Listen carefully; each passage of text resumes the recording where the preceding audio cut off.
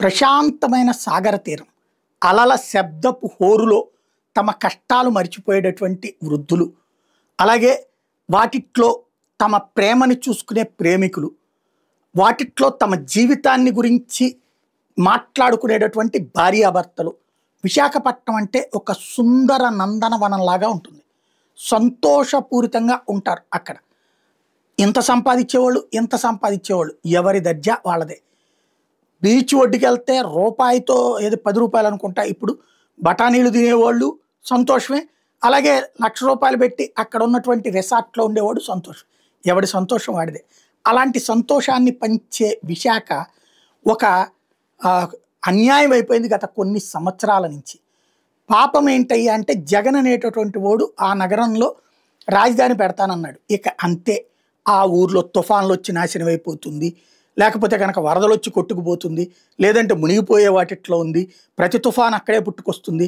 విశాఖలో మాఫియా ఉంది, drugs mafia ఉంది, ఆ వ్యసనం ఉంది, ఈ వ్యసనం ఉందంటూ అడ్డదిడ్డమైన కారు కోతలు, అరాచకపు మాటలు, అక్రమమైనటువంటి పదాలు, అహంకారపూరితమైనటువంటి వెర్షన్స్ చేసుకొచ్చిన వాళ్ళు ఎవరు?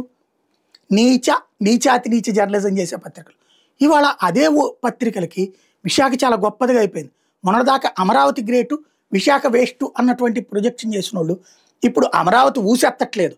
అమరావతిలో డెవలప్మెంట్ ఎక్కడిదక్కడే అయిపోయింది. కేవలం ప్రభుత్వ కార్యాలయాలకు సంబంధించినటువంటి కేంద్రం కింద ఉండబోతోంది, హెడ్ క్వార్టర్ కింద. మొత్తం డెవలప్మెంట్ గ్రోత్ అక్కడే ఉంటుంది. అదే విషయాన్ని ఇప్పుడు పరోక్షంగా చెప్తూ, ఇప్పుడు విశాఖ చాలా గొప్పది, ఇంతకుముందే అక్కడ ఆర్మీ ఉన్నాయి, లేకపోతే ఆ తరహా పరిశ్రమలు ఉన్నాయి, ఈ తరహా పరిశ్రమలు ఉన్నాయి, మెడి హబ్ కూడా అక్కడ ఉంది. అలాగే అక్కడ గ్రోత్ సెంటర్స్ కిలో లెక్కన తెచ్చినాయి, దేశంలో టాప్ 10. కానీ దాన్ని పచ్చి అబద్ధాలతో పచ్చిగా నెగిటివ్గా ప్రొజెక్ట్ చేసిన వాళ్ళు ఇవాళ అదే విశాఖని చాలా గొప్పదైనటువంటి నగరంగా ప్రొజెక్ట్ చేసుకొస్తున్నారంటే విశాఖ పోగొట్టుకున్న చోట సాధించింది.